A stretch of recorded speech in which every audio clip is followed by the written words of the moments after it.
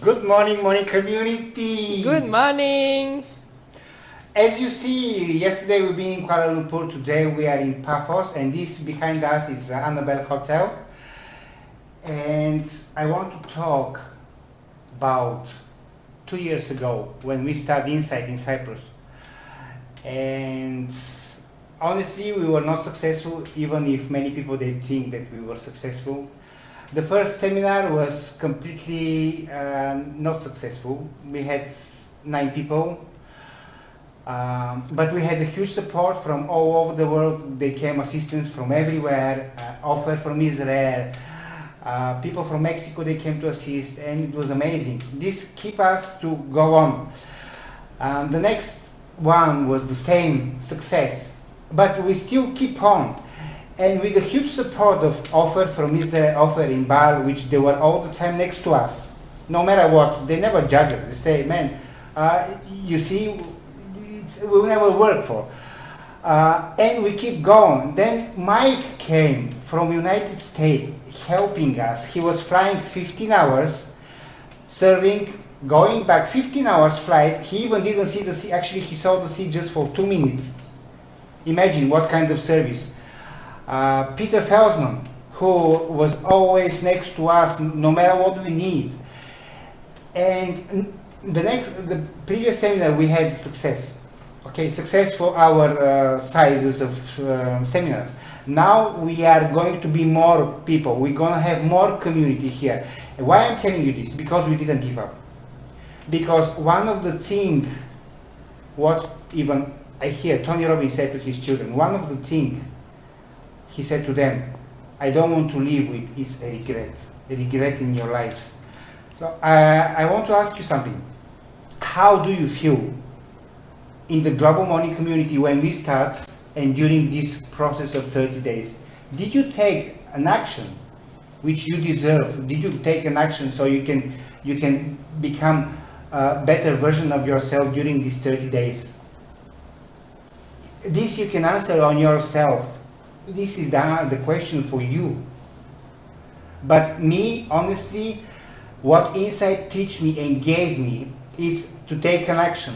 To take an action and not to live with the regrets because I didn't do something. Today I've been for a walk in the morning and I saw one lady. She was most probably around 70. And I said to myself, man, I don't want to be 70 years old, man, and to think what is going to be if I did this, if I did that. No, I take an action. If it doesn't work, great. I will take another action and again until it works. This takes me years to understand this and to go out from this fear. Honestly, now I'm afraid not to take action. I'm not afraid to take action because I know if something will happen. What will happen, I will understand.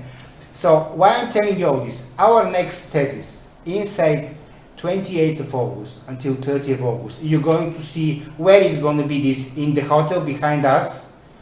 It's Annabelle Hotel. It's amazing place, amazing room, which we're going to be the seminar. Then we have many other events coming. But this is for me. As you see, I got the t-shirt Love is the Answer, and this was created from Lucy, who is a great supporter of us for Insight. She's from Bulgaria and is a great supporter for Insight Cyprus. And I want to thank all of the people which they were supporting and still do support us. And you know, when you take action, the people support you because they see you want to achieve your dream, and they say, okay man, I'm going to help you. But when you sit on the couch, nobody want know what you want to do, so they don't know how to help you. This is for me. As you know, today is our last day in Global Money Community, but very soon we're going to announce the next one, Global Money Community. And as you see, we are doing our best to update ourselves. And my love.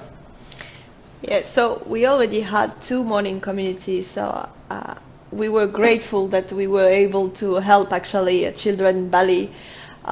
Some people also share with us how help them to change their life. So we're so grateful for all of this experience. And so we want to ask you, how do you feel now?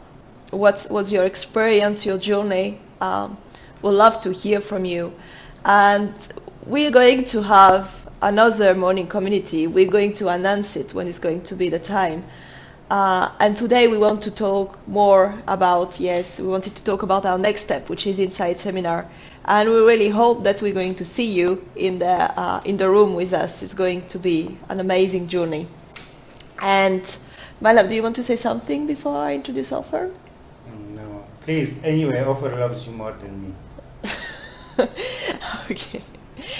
So let's bring Ofer this morning with us. Good morning, Ofer. How are you? How are you? We are great, thank you. How are Good. you? I'm very good. Didn't sleep very well that last night, but whenever I go into this morning community, I get how do you so energized. Great. So today you will talk to us about guilt and resentment. Why did you choose this topic? Well, I chose this topic because when we are finishing this morning community and we're going to, the continuation of our life, I thought it was important for us to take care of two of the, the emotions that are most common emotions that block us from having free energy, Can you hear me? Because I can't hear myself. Yes, we can hear you, Ofer.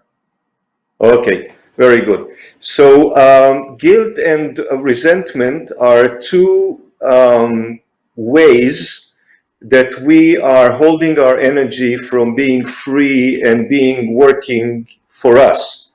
We invest ourselves in negativity when we deal with guilt and resentment. So it's very important for us to realize why we do that. How does it work? What is the mechanism that creates guilt and resentment? Because if we understand that, then we can find ways of breaking this cycle of guilt and resentment and using our energy in a more efficient way, in a more positive way, use it for growth and upliftment and learning rather than in being stuck in the past and stuck in negativity. So that's why I chose specifically these two topics, the guilt and the resentment. So where do we want to start? Let's start with why. Why do we have guilt and resentment? The mechanism of guilt and resentment is a very similar mechanism. And in order for you to kind of be with me on that, think about something you feel guilty about and try to also think about something that you resent, somebody that you resent. The mechanism that is driving those emotions is very similar. It starts with us having some kind of an expectation. We call it an insight. And by the way, in the seminar, we're going to deal with that in a much wider way and, not just like we do here, because here we only have like half an hour. But I think that I will get you the gist of it so that you can work with that. So we have some kind of an image or we have a expectation about ourselves or about other people. We would like to think that we are good people. So the image that I have about that I'm trying to keep about myself is that I'm a good husband, I'm a good father, I'm a good citizen to the country, whatever it is. And with regard to other people, we have a very clear image of what we expect other people to be. We expect other people to be loving. We expect other people to be honest. We expect other people to not to, not to hurt us, to be considerate. So all of these expectations that we're holding about the world and about ourselves are there, and they're in our mind. And now comes some kind of an action. It can be, in the case of guilt, is an action that I took. Let's say I want to hold myself as a good citizen of the country. And as a good citizen, I believe that, people should pay taxes. And then somebody comes to me and says, hey, if you allow me to do this job and you pay me, on the side without a receipt, then it will save you 17%, right? So, part of me is saying, hey, I can save 70%, why not? And I do it. I pay what we call under the table. If I find myself immediately or the next day, or maybe, years after, stuck in guilt, I did something and I feel guilty, that means that my action has violated my expectation of myself or my image, the image that I want to hold about myself. With regard to resentment, it's a very similar process. I have expectations of other people, and if I find myself having a resentment for something that somebody did to me, let's say a year ago or 20 years ago or whatever, that means that that person violated the image that I had of what a good person should be. And they were not a good person in my view, and now I can resent them. Okay? Now, the problem is that neither guilt nor resentment will get you what you want. People tell me, yeah, if I don't feel guilty, then I will do these things again and again. Well, think about things that you do again and again, even though you feel guilty about them. Going to the refrigerator and taking another piece of chocolate. Or, sitting at home and you decided that you're going to take a walk, but you don't. Or in my case, if I think about guilt, I can remember something that happened with my daughter when she was 4 years old, or 5, now she's 40. And I remember going to the kindergarten and she dropped something which broke, and I got very upset with her, so I kind of yelled at her and she got scared, and I saw her crying and like very scared. When I bring this image to me, I can still feel some of the guilt. Or I'm sure that you, like myself, can think of resentment that you hold toward other people. And the problem with that is sometimes the people that you resent don't even know that you resent them. So what is the purpose? What is it doing for you? So in terms of guilt, it allows me to keep some kind of an image about what I am and what a good person I am, even though I do things that are violating that image. So I do what I do, and then I pay a little price, and then it kind of brings me back to my balance. And with regard to other people, there is this thought that this imaginary thought that if I will resent those people, I will hurt them back. This is like payback. You did not do what I expected you to do, so now I resent you.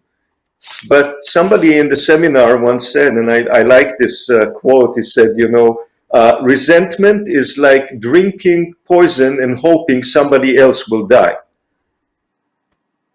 Because resentment is poisoning me. Sometimes the other person doesn't know that I'm resentful about them. I don't know if you have such cases or such examples in your life, but I know of stories of people who are resentful for 30, 40, 50 years when the people they resent are already dead. They're not here. So what is the resentment actually doing other than holding you in negativity and poisoning you from the inside? And all of that energy that you hold, that you are using in that resentment. You know, think about, you know, somebody will tell you, what do you resent about this person? And you will find this energy, this emotion coming up in you like a volcano. You know, he did this and he did that, and so you have the whole story. And as the time passes, not only do you have the facts of the story, but you add to it all of your interpretations of the story. And all of the, you know, you make it a little more dramatic so that you can feel even more resentful. So isn't that funny? Well, what I'm doing is I'm kind of talking to you about something that you do, something that I do, and I'm suggesting a way to kind of understand what it is that we do in order to free up that energy, in order to tell myself, I don't want to be there because it's not healthy for me. Guilt is not working for me, and resentment is not healthy for me. It is poisoning me. So, you know, when I have this structure of image and action, and I say guilt and resentment come up when some kind of an action has violated an image or an expectation, there's always a question whether I can change this image or I can change the action. So when we talk about resentment, and by the way, changing the image or the action so that they match, so that are more congruent, will basically lower the level of guilt and resentment. If somebody does something which you expect them to do, it could be something that you don't like, but you know that this is the person and that's the way they behave. So if it becomes your expectation, or it becomes your, you are in acceptance of that, you will not feel resentment. Maybe you will feel frustration, maybe you will feel anger, but then you can manage it on the spot. You can negotiate with that person. You can say, you know, when you say this in that way, you are pushing my button. So here I take responsibility that this is my button. It's not you. It's I who choose to get upset or frustrated. But because this upset and frustration is creating a distance between us, I just want you to know that this is my reaction when you say this or that. And then the other person will have a opportunity to modify somehow their behavior if they want me to feel better. And I assume that people want to be in harmony. This is my basic assumption. They don't know how sometimes. And when I go to them and I give them feedback from a place of frustration and anger, they are not listening to the feedback. They are only listening to the energy. And then there is conflict because they don't want me to change them. So if I say, hey, I don't want to change you, I love you the way you are, but this is what happens to me when you do that, then it's their choice to make a change or not to make a change. So this is one way of dealing with, you know, stopping the resentment at the core. But as I said, sometimes the people we resent are no longer with us, not because they passed away, but sometimes they live in another country, or, you know, they're not our friends anymore, and we still keep this resentment about, you know, my best friend when I was 16, he went and he had, you know, had sex with my girlfriend, and this is terrible, you know, and I'm so, you know, I'm so upset about it. You know, what good does it do to me now? That person is no longer in my life, this girlfriend is no longer in my life, and this is just poison that I'm drinking in order to make him suffer. And he doesn't even know about it. So we will talk about how to go out of this cycle and free that energy. And one thing that I can do is, first of all, observe what are my expectations, what is this image that the action violated. Do I have something to do about the action? When it's, you know, when it's resentment, sometimes I don't, because this is the way they are, or, you know, I'm not in contact with them anymore. And if I can do something about their action, I will do that with negotiation, with feedback, with taking responsibility for my response, just, you know, any of those tools that can invite other people to modify their action. But a lot of times that doesn't work. And then I have to modify the image. I have to modify my expectation. And I know that for some of you, this sounds terrible. There is this perfect world out there. How can I give up on this image of this perfect world where perfect people are doing perfect things? So welcome to reality. It's not a perfect world, and perfect people are doing their perfect things, which are not always perfect for me. You know, in their view, maybe they are perfect. And by the way, just as I feel guilty when I violate the way I want to be as a good person, they probably feel guilty sometimes when they are violating their image of what it is to be a good person. It's only that we don't discuss that, because if they would come to me and say, hey, you know, I feel guilty about doing this to you, then there would be no point in resentment. I would just say, okay, you know, I forgive you. This person is a human being. He made a mistake. Now he feels guilty, and I can forget about the resentment, and we can work together on how to make, you know, how to make life better for the two of us, and get closer and come from a place of acceptance and compassion and loving. You know, the same works for myself. If I have compassion and loving and acceptance to myself rather than feeling guilty, I believe this will lower the probability of me doing that again, because I'm coming from another direction. I'm not doing what I'm doing and then feeling guilty and then feeling better because now I felt guilty, so now I can go and do it again. That's, if I'm aware that this is my pattern, then I should ask myself, is this pattern working for me? Is it limiting me, or is it expanding me? And if the answer is no, then I need to do something. And again, I can do something about the action. I can train myself not to do the action. I can say, whenever I become aware that I'm about to do this action, and that's the point with an intention, you know, just setting an intention. Like Krasi said, I had an intention, and the first method maybe didn't work, and the second method didn't work, and the third method didn't work, but then we had a better seminar. Well, I found something that did work. So the same goes with my actions. I should find something that allows me or enables me not to do the things that I feel guilty about. And if I feel guilty about something, I can use forgiveness. Because, you know, when I do something that is not within the image of what I believe I should do as a good person or a good father or a good citizen or a good husband, you know, that's a judgment. That's a self-judgment.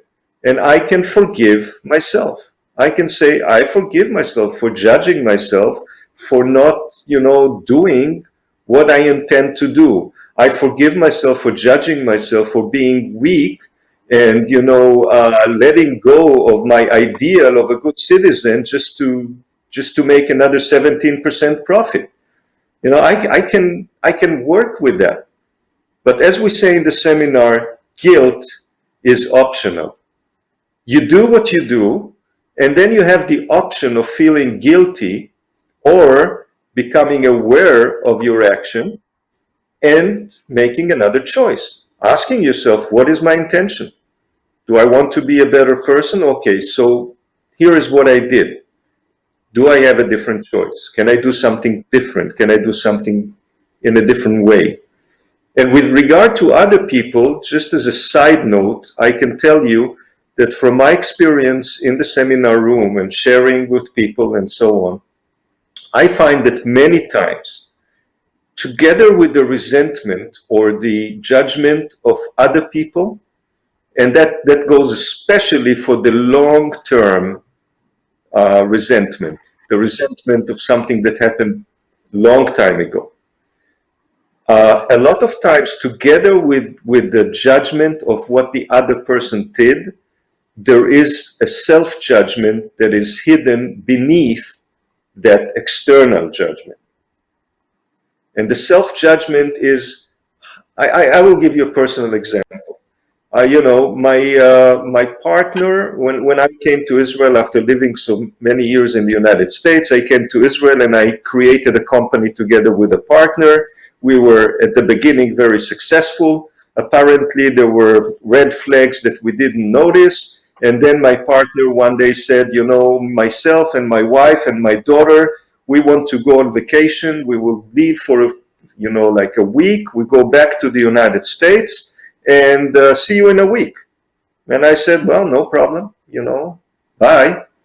When the guy didn't come back, I realized that he ran away because he was an American citizen. So he just took off with his daughter and his wife and left me with $200,000 in debt because of the company was not going well and I didn't, pay attention to it. I was dreaming while, we were going down the chute. So, I can feel resentful about that, but I can also identify that there is a judgment about myself. How did I not pay attention? How could I let somebody do that to me? And that judgment is even more painful than the judgment that that the resentment to the other person. This is a deeper level awareness that I have to take care of in order to lower the level of resentment. So I learned to live with that. I say the guy was probably, I use compassion and acceptance and forgiveness to whatever they did. It's not that I think that it was the right thing to do. It's something that in my book I would do differently, but that's who he was. And I'm sure that he paid his price for whatever, way he deals with life. Maybe he runs away from other things as well and pays a price for that. So I can just have compassion for him.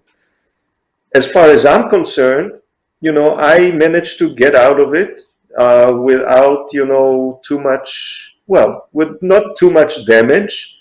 And I kind of grew out of it a better person and more aware of what I would do in the next time I create a business or who I would choose the next time I'm looking for a partner and how I can protect myself and all of those things. But the important thing for me was to take care of my self-judgment, to forgive myself for judging myself for not paying attention, to forgive myself for judging myself for not being in charge of the finances and letting somebody else do that, and me kind of being a dream of, hey, we're doing a beautiful thing, we're having a very nice business, and that's about it. And I'm sure that there were red flags all over the place that I could look at. I'm sure that if I would take a good look at the bank account, statements, I would notice that we are in a negative cash flow. But maybe I didn't want to notice that. Maybe here was my business, and maybe if I would notice that, I would risk giving up on my life dream of having a business. So I preferred not to see. If that is my judgment, I should forgive myself for that. Because here is where my energy is stuck. And this will prevent me from going for the next business. Could prevent me. Now, many years passed, this was 20 some years ago, and my life is completely different. I'm over that. So forgiveness is a great way of dealing with guilt and resentment. And awareness is a great way of dealing with our actions and preventing guilt from coming up. Because guilt, as we said, is an action that violates an image. I can become a little more forgiving or a little more compassionate with myself. I can say I'm a human being. Human beings make mistakes. Human beings are not always aware. Human beings are sometimes driven by habits and by beliefs. And sometimes those habits or beliefs maybe the habits will take me in a place to do something that is not congruent with the image that I want to hold of myself as a good person. Good. Awareness leads to choice leads to action leads to accountability. Now when I see this cycle, I see how I, by becoming aware, made another choice, did another action, and now I don't feel guilty. This is feedback. Now I have feedback on how this works, and this will invite me to be more aware and not to be afraid to make choices. Sometimes they are outside of my comfort zone, but make them anyway. See what happens, be accountable to what happens. And one way that I deal with myself in terms of guilt and resentment is by adhering to one of the 4 agreements. I don't know if you read the book, The 4 Agreements. My agreement with myself is to do my 100% the best I can. It means to collect information, it means to be more knowledgeable, it means to be more aware, whatever it is, but I can only do my 100%. This is my intention. I will never be perfect, and I will make mistakes. And when I make mistakes, I can find myself going down the barrel of guilt and feeling bad and kind of contracting and holding my energy, or I can say, no, I'm going back to my heart. I'm going back to being aware, to being involved, to act, to do. That's where I want to be. I want to be in self-awareness. I don't want to be stuck in this negativity. And from that, I can, grow more. And the next time, I'm sure I'll do better. If this is my intention, to always do my 100%, I become like a mechanism of always finding a way to do it better. Can I do just a little bit better? Where did I miss? What did I miss that I want to become aware of? And I will invite feedback from my inside, from my heart. I will invite feedback from my higher self, and I will invite feedback from people like you. I will ask. Whenever I do something like a lecture, I like to hear feedback, because this is basically telling me how I can do things better. Instead of judging myself, oh, I could do better, so now I feel guilty. No, I could do better, so now I'll find out how. So that's all I had to say about freeing yourself, your energy, instead of being stuck in guilt and resentment. And Barbara in the morning community was talking about muscle testing. You can check yourself on that. Think about somebody you're resentful and do muscle testing. Think about something you feel guilty about, do muscle testing. You will find how it weakens you, how it holds you back. So I think it's in your best interest not to kid yourself that guilt will make you a better person. Forgiveness makes you a better person. That's all I had to say. Thank you, Ofer. Thank you, Ofer. So I think there is no really question. A lot of people saying thank you, and but you can check always after Ofer if there is anybody who wants to ask a question. I remember from my experience in the seminar, the forgiveness part was very deep for me, and this is when I realized that I can move from being a victim to really be a creator. I released all of this, and I was able to move to this part. And Absolutely. Ofer, I want to ask. Yes, I just want to add to you. Tell me. It's funny what you just mentioned, because for me the point in time in the seminar that I can kind of point to and say, this made my seminar 25 years ago. And this is the reason I'm still with Insight and still doing this work, not only with myself, you know, it's a life process of becoming more aware and more loving, but doing this work with people is the forgiveness process. This is where I got my highest value of the whole seminar. It changed my life. Absolutely. I was so stuck in resentment that I didn't live, you know. That's so it's interesting that you also find this process as a very powerful process.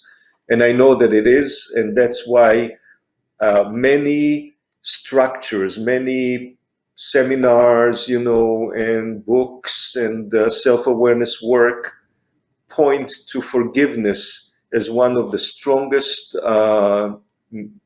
methodologies that you can utilize in order to free up your energy and go back to your loving. Thank you, Ofer. So we're very happy, Ofer, you're gonna be with us in August. It's going to be an amazing experience. That's my intention.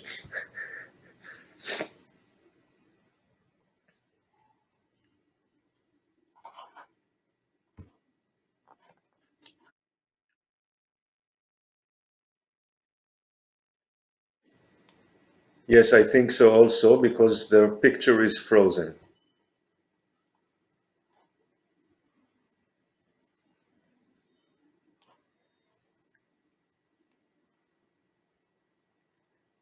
So I guess we will wait for Krasi and Clementine to go back online. In the meantime, thank you again to people in the morning community for going through this process for the 30 days. I really hope that you found it valuable, and I'll see you the next time.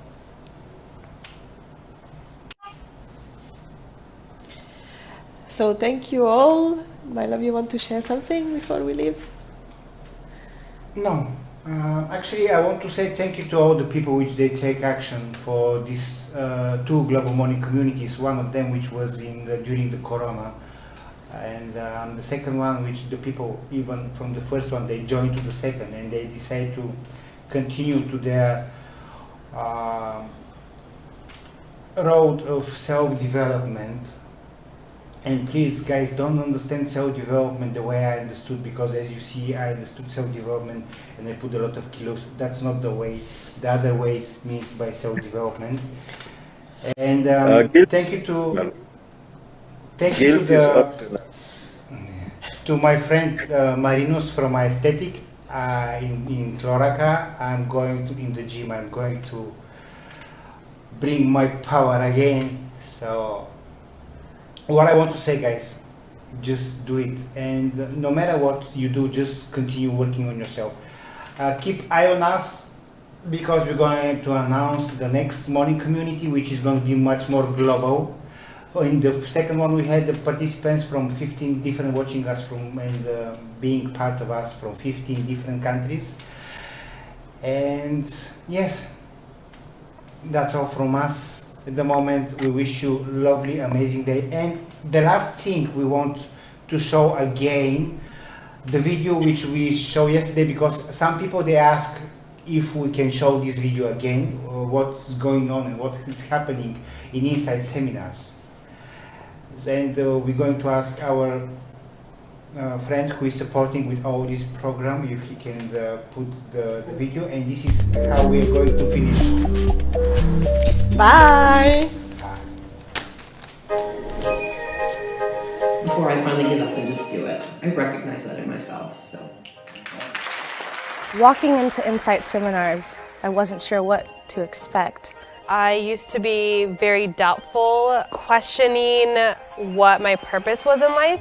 I come from the mindset of no value, worthless, nobody loves me, and all these things from my childhood kind of keeping me in a mental bondage. I'm amazed at how many people walk in the seminar room feeling like they're not enough. It's a process of unraveling things that you don't know about yourself, things that you do know, and things that you're resistant of. Really basically creating a life that we each love. It's about, finding out how we can have health, wealth, purpose, freedom, and building a life where we can do the self-expression we want. In this moment, what do I want? Do I want love? Do I want money? Do I want more friends? Do I want great grades? Do I want a bright future? What do I want? What if in just a few days you could come participate with a group of other people and do a whole lot of different kinds of processes, some of them within yourself through creative imagination and visualization, and all of them designed for greater awareness. There's so many different components of insight that everyone takes away exactly what they need to take away from this experience. Everybody has an essence of themselves. And what insight does is it allows that individual to reach that and to share that with others around them. It's really just helped me in every single aspect of my life. The emotional armoring just fell off. And to really understand that I truly have power and I truly have the opportunity to radiate my power every single day regardless of what I'm affected by. I can still operate out of love, stand in light, and be light. Every single person who's in that seminar room has the answers, the keys to their own liberation, to their own transformation. I think it's this group impact that allows that to happen quickly. To have a group of people all experience it at the same time, that's what changes the game. After Insight seminars, you'll have the tools you need to live your most powerful life. I can confidently say that I'm walking away with a new pair of eyes, and I can see the world much more clearly. Insight gave me the loving support, the safest space to really explore myself. It was the single biggest event in my life that made me the person I am today. To see people that have been kind of stuck in life and kind of like wondering, is this all there is? To heal those places that felt like they had to hide or that were unlovable. Point Blank Period helps you change your mindset to change your life and to step into your power. Because of Insight seminars, I can really take power in my life. Get out of your head and get inside your heart at Insight Seminars.